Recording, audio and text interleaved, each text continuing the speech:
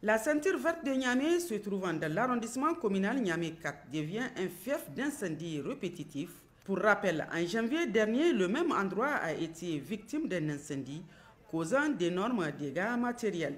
Ce matin encore, un autre incendie s'est déclaré, faisant plusieurs dégâts matériels, car 193 cases ont été brûlées, ainsi que 4 boutiques et un moulin, mais aucune perte en vies humaines. Aussitôt informé, le gouverneur de la région de Niamey, accompagné de ses plus proches collaborateurs militaires et responsables des forces de défense et de sécurité, ont été sur les lieux pour le constat. Déjà, avec la promptitude et l'abnégation du 8e groupement régional d'incendie et de secours, le fait a été circonscrit et le chef du bataillon nous relate les faits. Aux environs de 11h40, les services de secours du nouveau marché ont reçu un appel pour feu de plusieurs cases au niveau de la ceinture verte de Niamey.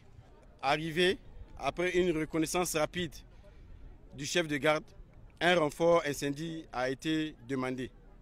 Nous avons procédé à la division du secteur en faisant des sous-secteurs, ce qui nous a permis en moins de 30 minutes de pouvoir avoir la maîtrise sur le feu et de pouvoir faire l'extinction. Concernant les causes ou l'origine de l'incendie, seule la police peut déterminer la cause et l'origine. Cet incendie fait soulever aussi quelques inquiétudes. Et l'incendie là, les gens font ça exprès. Et quand l'incendie se lève à un endroit bien précis, les bandits profitent pour mettre le feu, pour pouvoir voler les gens.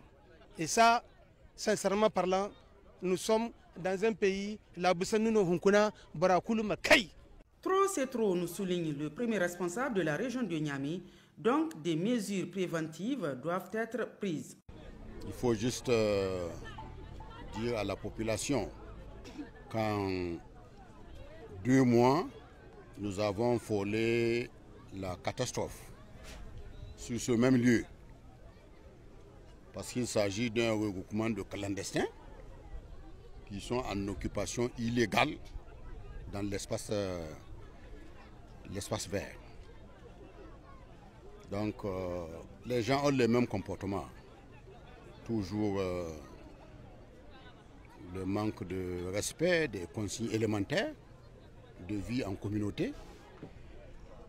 Il y a un incendie que vous avez vu, heureusement il n'y a pas eu de perte en vies humaines. Mais les dégâts matériels sont importants à la mesure de ce que les gens ont quand même. Donc je crois qu'il va falloir que nous sévissions pour mettre fin à cela.